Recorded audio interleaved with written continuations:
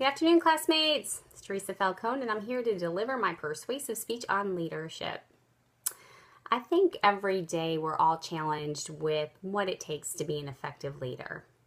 We try our best, we do our best, and each day when I go home, I have to be able to say to myself, I did my best today.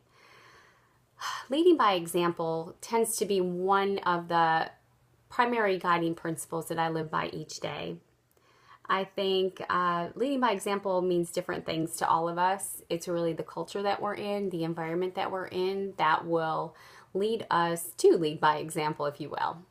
But showing your people that you're real and you understand and you're empathetic to their needs and their concerns truly is what I expect of my leaders, my managers, my department managers. So I would not act any different than how I expect them to act to their teams. We making an impact. I think, healthcare, the field that I'm in, is ever changing. And we just went through one of the absolute worst flu seasons I have ever seen in my entire career. So when we're trying to make an impact through challenges and patient satisfaction being on the forefront, and one of the most challenging things to do because people are sick. They're sick, they have to wait, and they just want to get out. So it's, how can we impact these people to make them feel good that they're coming into a safe haven and we're here to hopefully help you feel better or to at least get you on the mend. That leadership really trickles down just to not just your teams, but the people that you're servicing as well. I think that is definitely leadership in the community, if you will. Absolutely. Being a visionary, you have to be that person that may have the craziest idea, but hey, why not? My staff get scared. I'll be honest with you. They get very scared when they see me looking off to the side. They're like, oh no, here it comes. Or I'm like, whoa, wait a minute. What about this? But you know what? They help me get there. I can't do it on my own, and I need them to help me come up with ideas. Tomorrow, we're having a little brainstorm about an active shooter training, unfortunately, but we need to do it. So I'm meeting with my OR manager and my urgent care manager and kind of brainstorm a few barriers that we may have, but they are the two largest departments I have, and I need their input before we strategically design this. Absolutely. It's respecting others' thoughts and knowing that you don't have every idea or every answer. That humility definitely goes a long way. And it's a big thing. And I hope that some of these skills that I have, or these principles that I live by every day, definitely do emulate what these managers and what I expect of them primarily. And it's really not what I expect of them. It's the culture of our organization. And just, sometimes I say it's just doing the right thing and getting the right result after that. But, it kind of wrapping that all in, it's truly all about people. It's all about the people that you want and building your guiding coalition, going back to John Cotter and his 8-step process and really building that guiding coalition. It's towards change, innovation, and getting the right people on the bus is truly a big deal.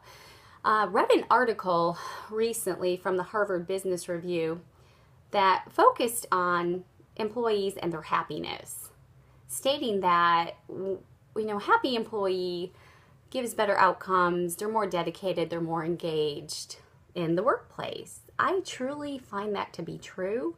One of my metaphors, if you will, is, especially in the healthcare field, happy doctors equal happy employees equal happy patients. So, that goes a long way. And it's true to a point. And the main thing is trusting my employees not to take advantage of that flexibility that I do give them.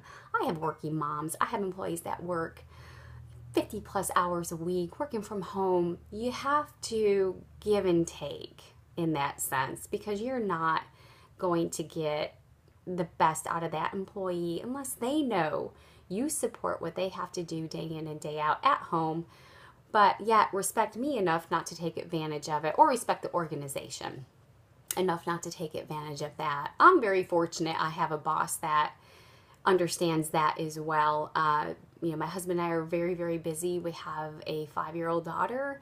Thank goodness we have a large support system, but there are times I need his help so I can help my family. So I truly believe by that. It's I tell my manager all the time, I'm here, you're here. I'm not here, you're not here. We're in this together. And without that unity, I just truly do not believe that you will have a successful team.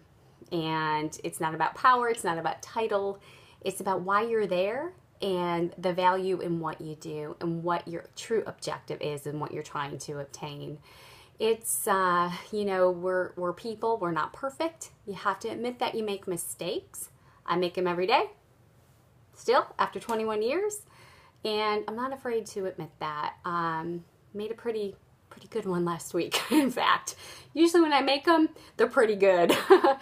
And where I'm walking in my boss's office backwards. But anyway, it's okay. And sometimes you just have to admit to your faults. It's what we do, and it's how we grow, and it's how we learn. And if you teach your team that you're not perfect and you make mistakes, it'll be worthwhile, definitely. I was also reading a quote from Peter Drucker from the Drucker Institute that people are the product of their influences. So I ask all of you today, and this is what I ask myself, is who do you want to influence, or what type of influence do you want to be in your leadership role? And how do you want people to remember you? Leading by example, make that mark, make that change, get that unity together, and don't be afraid for innovation, trying new things, get ideas from other people, learn from other people. And it's all about the people, truly, it is. And it's not about me every day when I go to work. It's about everybody who I have on my team and the goals that we are trying to achieve every single day.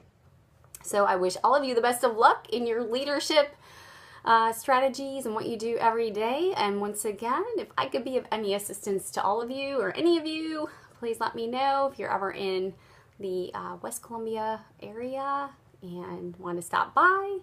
I love to chat with everyone about their ideas and tricks and tips, and hopefully we can all learn from each other. Thank you.